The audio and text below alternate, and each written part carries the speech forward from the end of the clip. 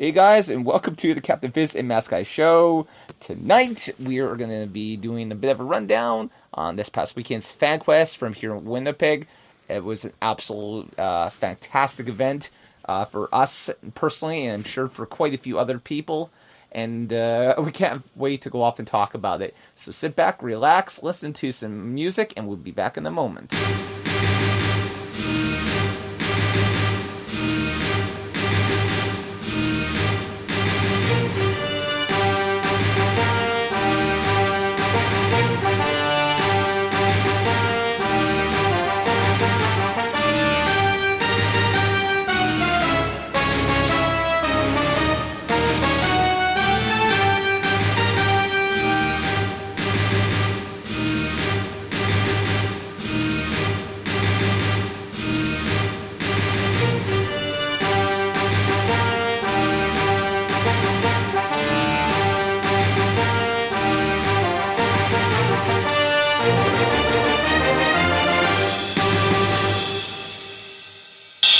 Hey guys, and welcome back to Captain Fizz and That Mask Guy. I am Captain Fizz. And once again, greetings from the 7th moon of thunder. I am That Mask Guy. And I want to take a moment to say to everybody who tuned in this weekend or who checked out our booth for the first ever Fanquest, thank you. Yeah, absolutely. Huge, ginormous thank you. Just for the simple fact that our Facebook page went off and blew up over the weekend. I think most of our stats all weekend were an increase of upwards of 1,000 to 2,000%. That's not even getting into how many listeners we had. On Sunday alone, we had 237 listeners listening. And that was just going off. On Sunday. On Sunday, and that was just going off and listening on our YouTube versions of our podcast. Yes, I do listen in because it's strictly audios on YouTube, which kind of seems like an oxymoron in some way to me. But I have to answer Amy's question here. It did actually literally blow up on Sunday, just before one of just before one of our interviews. My computer decided that it was going to update. It was literally about 5 seconds before one of the biggest interviews that we have ever done with Patrick. With Patrick, but we'll get a little bit more into that. Yeah.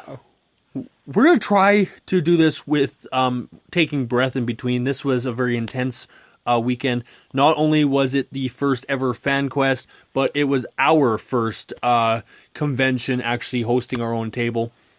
We had a few hiccups, obviously, as to be expected, but not as many as to be expected. It started off really wild. Oh God, Captain! I'll actually let you go off and tell the story. So, being our first convention, I was the victim of being a procrastinator.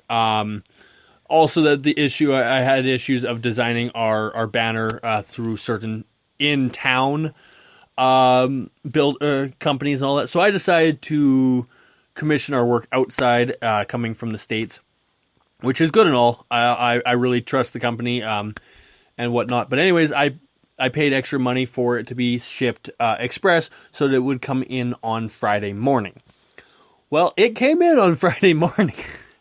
But unfortunately, the company that delivers it within the city, and I'm not going to mention the names because I promised I'd be nice, but it rhymes with irrelator. They loaded it on the wrong truck, and they at 8 o'clock in the morning, and they didn't inform me, and I was checking every day every hour or half hour or. Every 5 minutes, updating it, checking to see where it was and if it's been delivered. 5:30 in the evening, it changed to they had a complication and it won't be delivered till Monday. I will admit, at that exact moment, I felt like I had a heart attack. which was then immediately followed with intense rage. So I got on the phone, dealt with all the stuff, finally got it figured out after, I believe, 2.5 hours of dealing with talking to people on the through my phone via text app, as well as phoning, that they finally got it figured out, and I was able to pick it up first thing in the morning. Then they had issues of not recognizing what my middle name is or what my last name is, so they tried saying that they lost the package or they couldn't find it in said building. So it was definitely chaotic. We got there exactly 10 o'clock, which is when the doors opened. We had everything set up within 5 minutes. And yes, Amy, I was obsessed, basically sitting there all day at work. Is it here? Is it here? Is it here? It should be here. Why isn't it here? Is it here yet? Is it here yet? I'd be phoning home. Has it arrived yet? Is it at the door? Can you check the door? Can you open the door? Can you go outside? This was literally my entire day. I was losing my mind. I was driving coworkers crazy.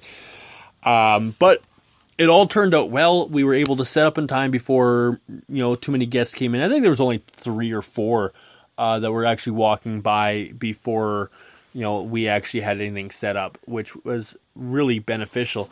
So it definitely, it started off relatively slow until about an hour in. Then it got crazy. Again, before we go any further, I encourage you guys, ladies and gentlemen, go, if you haven't went off and haven't done it yet, encourage you, go check out our Facebook page. Just search up Captain Fizz and the Mask Guy. And there is so much content that is currently on that page just from this past weekend.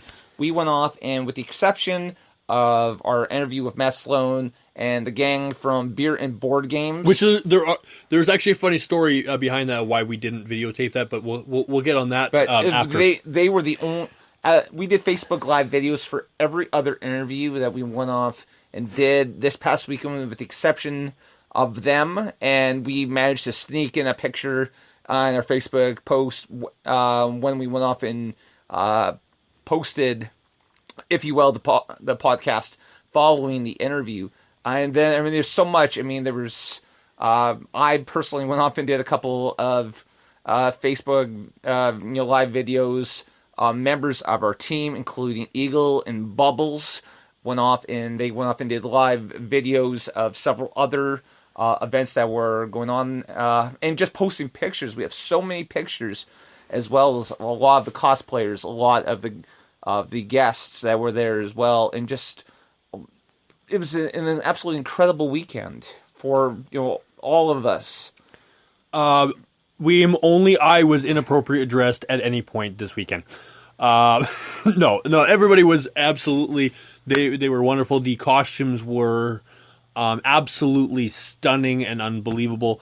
The amount of detail that went into pretty much all the costumes that were showcased this weekend by everybody was absolutely phenomenal. Which leads me into kind of a bit of our segment. We, if you are following our page, you'll have already seen this story that we posted earlier in the day. But this was literally for us a huge family event. So Bubbles, Eagle, they came with their kids. A buddy of mine, who you guys best know as Darth Balls, drove all the way from Montana with his entire family to come celebrate this moment of us hosting our very first table at a convention. But before this weekend, Bubbles' daughter really wasn't. She attended events with us, but she really wasn't fully into it. There's just nothing that really caught her attention as much as as with the rest of us. FanQuest did a lot to change that. While she was walking around handing out the flyers, which literally there was points where I'd go and hand a flyer or a card to people, or that mask guy they would already have at least one in their possession because of her, or because of your little guy, or anyone else. She literally fell in love with the costumes, and she has decided that now she wants to dress like them. which is absolutely amazing. To find something that you're interested in and all that. But the greatest moment came on the Sunday. We were actually in one of our interviews. I'm not sure which of the 4 billion that we had that we were in, but they had this huge group cosplay picture where everybody who was dressed up they got together and they took a picture.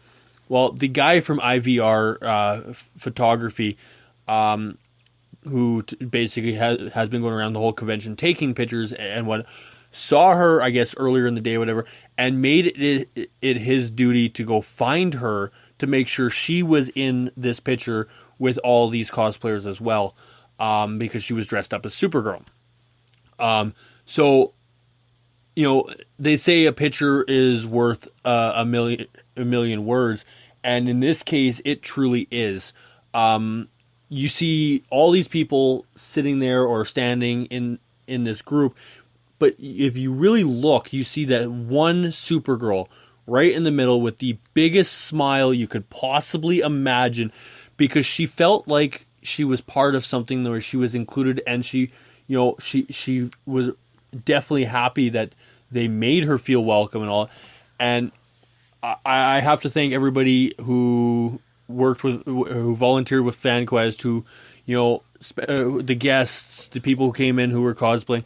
You are the reason that everything this weekend went the way it did. This was absolutely, you couldn't tell that this was the first year. This was the atmosphere in there and how people felt and how people, were laughing, getting along like they've known each other for years, was an unbelievable feeling. Absolutely. Just everything. Because we don't really know how much, chaos was going on behind the scenes. And there may have been a lot of chaos. I do know that Dan, who we had on here several months ago to promote FanQuest, we barely got to see him at all. I think we, went off and waved at him a couple times throughout the day. He was exceptionally busy this past weekend. I just want to give a shout out to the University of Winnipeg that went off and housed the event this past weekend. It was just phenomenal. The room that they went off and provided us was absolutely great. There was places for us to go off and plug in stuff. They had no problem giving us the Wi-Fi codes so that we could go off and we could do our podcasts live. And they went off and they would change the password every day. They didn't change it this weekend just to go off and to make it easier for everyone that was there this weekend. So my hats off to the U of W. They did great. They had a great little cafeteria there. I didn't personally go in there, but Bubbles and Eagle, they went off and they took their kids there on Saturday, and I think they managed to feed the 4 of them for like $40.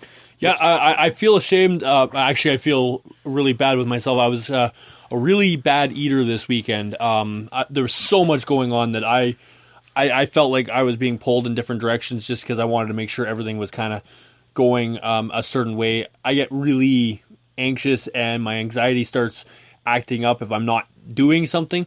So I found ways to kind of make myself run around and do stuff. So I definitely should have been eating a lot more, so I wish I had done that as well. I do have to do some shout-outs, though, before we take our little music break, before we get into exactly what really happened, involving us this weekend. So anyways, the big shout-out, of course, is Lazy Nerd, who not only came on our show on Sunday, but also, put on an awesome, chiptune showcase on Saturday. Well, not just Lazy Nerd, but all 4 members of the Great White North chiptunes. Lazy Nerd, Slow Scan, Scatter Pattern, and Peg Mode. You guys were awesome. Unfortunately, we were only able to hear 2 of them, Lazy Nerd and Slow Scan, I think. I can't remember offhand. If Lazy Nerd can update me on who was actually before him, I would greatly appreciate that. But big shout out to them as well, because they are kind of the big reason of why our YouTube exploded over this weekend with views. On top of that, we have to do a big shout out to Don's Prop Shop, who was actually our neighbor the entire weekend, who honestly, the band